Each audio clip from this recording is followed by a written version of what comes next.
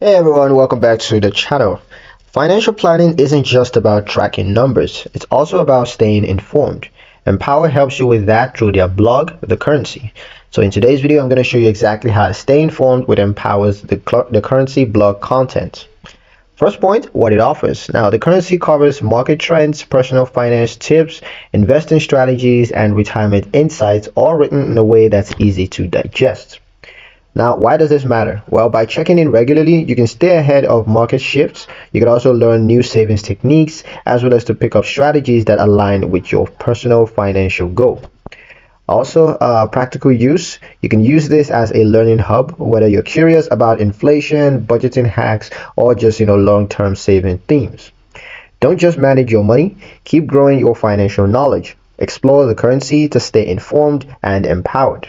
And that's pretty much it for the video, guys. Hope you liked it. Hope you found the information here useful enough. If you did, like, share, and subscribe for more helpful tutorials. Thank you guys for watching, and I'll see you in the next one.